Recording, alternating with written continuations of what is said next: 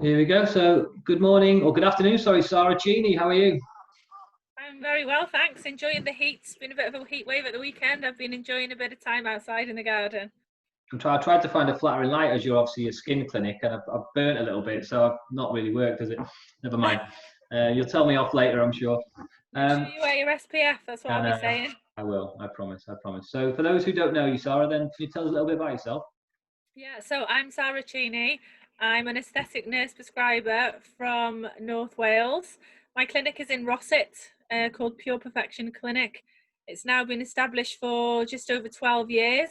My passion is skin, and last year I won an award for Aesthetic Nurse of the Year for my passion and drive for better standards and safety within the aesthetics and skin industry.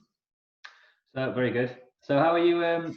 How have you been feeling? And obviously, we keep in touch anyway, so I know personally. But how for everyone else? How have you been doing for the last 2, 3 months with the clinic obviously closed? I mean, as a business owner, I see this as like a huge opportunity. Like most people are thinking about it as doom and gloom. I see it as a huge opportunity. I mean, as business owners, we're always really, really busy. And I just feel like you always dream of having time out that you can really spend to develop your business.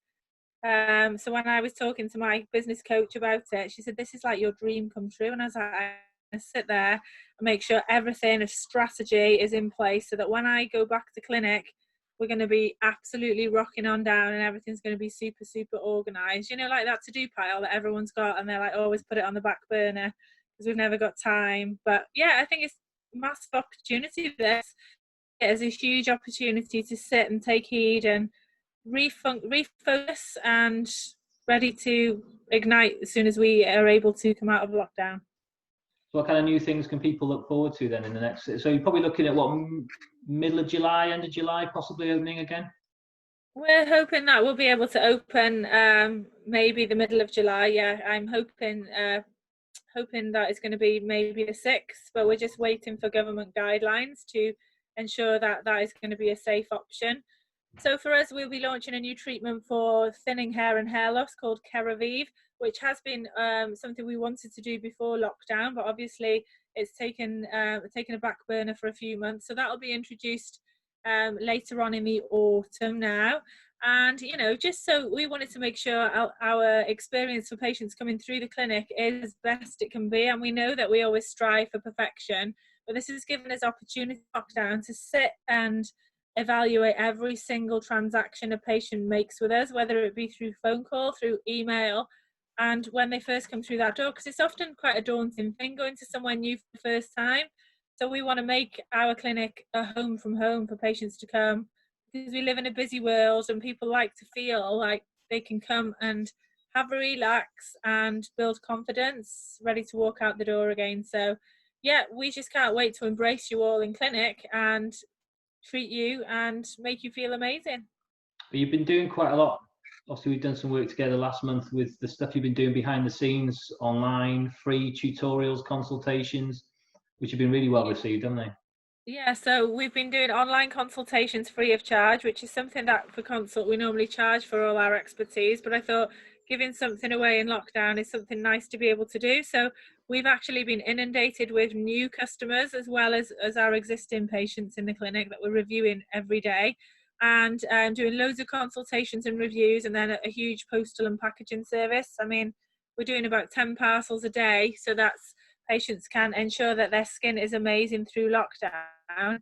And one thing that I asked my patients to do was, those who've been doing skincare for a while, was to really step up the challenge and focus on, you know, doing some radicalization with their creams at home to give them.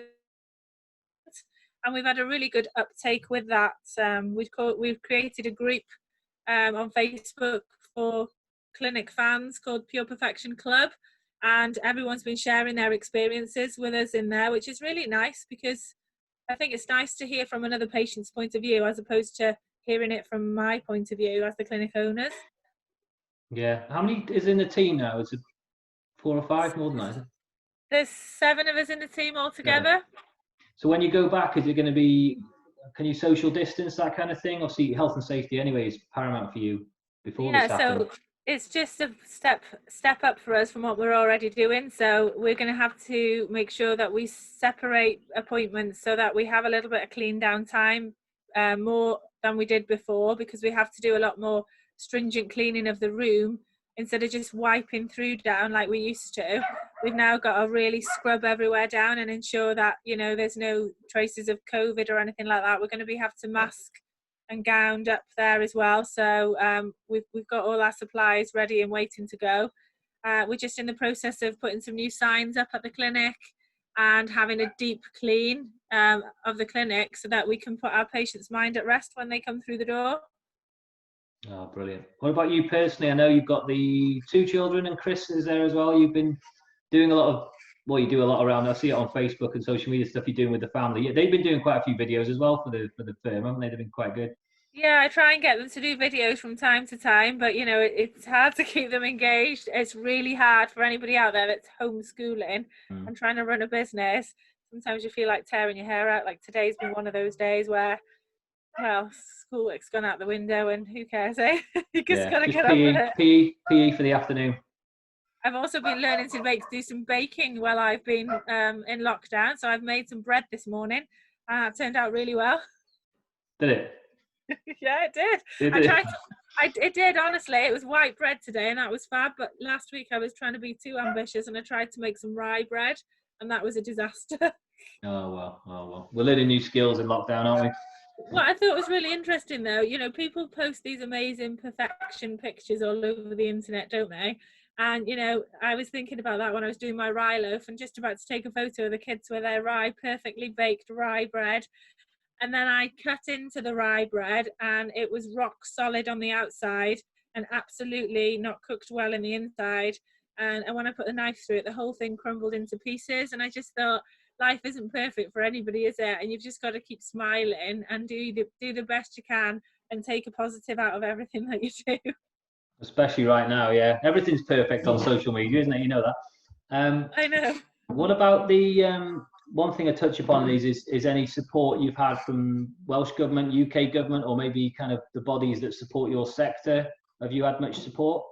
Yeah, I mean, our sector's been fantastic. We've been in touch with everybody's come together. There's been loads of webinars and support. So all in the lockdown, our staff have had a full training timetable with education every day. And this education is not just the standard education that they get, but it's come from all over the world. And they've had huge opportunities to be on teaching sessions with the best practitioners in the world. Which is a massive one-off opportunity. So that's been amazing. And then there's also been lots of support with guidance with PPE and coming together, making policies and procedures and that kind of stuff. On a more local front, the local council here in the Wrexham area has been really supportive. And, you know, they help you and tell you what's available for a local business and what's eligible to you. And I think that's really good that the government have stepped up to help us in lockdown. So yeah, we've had loads of support, I think. That's great. I wasn't aware of that. There's still just not enough hours in the day when you're trying to homeschool the kids. No chance. Yeah, I know it. I know the feeling. Well, how do you think then we're going to come out of this? Obviously, your sector, especially, the way you're going to work is going to be different in the future. Do you think you'll carry on more with more online tutorials and consultations rather than face to face? But that's such a massive part of what you do. Ultimately, you have to physically have people there, don't you? Yeah, I mean, I think that, you know, this has been a great learning tool for us to all think that we do travel and commute too much. So certainly as a trainer, I'll be doing a lot more online training with people. And I've been on a lot of webinars learning to do all those online seminars because I think we do commute around the place too much. And certainly our patients, we all are asked to come for a consultation because I think it's important that they have thinking time from what we've told them in the consultation before they commit to treatment. So I think long term it is something that I'll be looking at carrying on, doing that first one-off consultation online so that they don't have to make 2 visits to the clinic. That helps the environment, helps the patient because they don't have to come to us twice. And you know, we're able to do that. We're able to commute like we're talking now, conversing online, but also we're able to send documents for patients to fill in consultation forms. We're able to send treatment plans online so that they can have a think about things in their own home before they commit to coming into clinic. I think it's a good thing. Because you just The touched best upon it thing to there. do is Go on, to sorry. systemize it. That's the only thing. I think it needs systemizing really well, because it is quite time consuming to do these new things. So as long as you've got a good system and you're complying with GDPR and confidentiality, then it's a good thing to be doing. I mean, we always phone our patients anyway. It's something that we've always done, even before the COVID. You know, we'd phone and see how they're getting on with things, doing we call it a 7-day callback. And you know, it's really good to do that, to communicate. And I think the most successful businesses are those businesses that are talking to their patients regularly, whether it be in COVID or out of COVID. Customer service is key in any successful business, and I think that's where many businesses fall short, especially here in the UK. Because one thing you do is you do travel all over the UK as a trainer. So as well as the clinic, you know, which is you're looking at training academy in North Wales, aren't you? You're right on the border between Chester and Wrexham there. But you Yes. go all over Manchester, London, Harley Street, training as one of the foremost practitioners in the country. Yeah, but that's the thing that the pharmaceutical companies are trying to do more online now, especially in the next 6 months, as we try and protect everybody without, you know, mixing people together. So yeah, we've been highly trained on how to run something called GoToWebinar, which is how to invite people to join our training sessions online, and they'll just be able to follow us talking as we are now, and then follow a presentation on a computer screen. So I think it's a good thing to do more online, and it means you can work from the comfort of your own home, which I absolutely love. I'm sure you do too.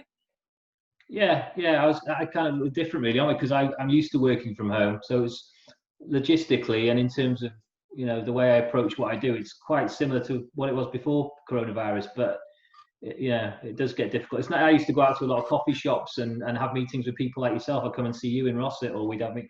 So that's out of the window at the moment. So it is difficult. But yeah, no, and with the kids and everything else, with homeschooling and everything else, I think I hit a bit of a wall last week, but it was half term, wasn't it? So I should be back again next week, or this week. Yeah, it was half term. I think everybody's hit a wall in half term and we've all been drinking too much wine. Yeah, no, I know. Yeah, that's gone up a little bit, hasn't it? I'll have to look at that. But well, brilliant to speak to you. I'll let you go enjoy the rest of the day, and hopefully I'll see you soon. Yeah, definitely. And just to wish everybody well who's in North Wales in business. Stay together, keep in touch, and support each other. We're all going to be fine. Just keep smiling and see the positive side. Take care.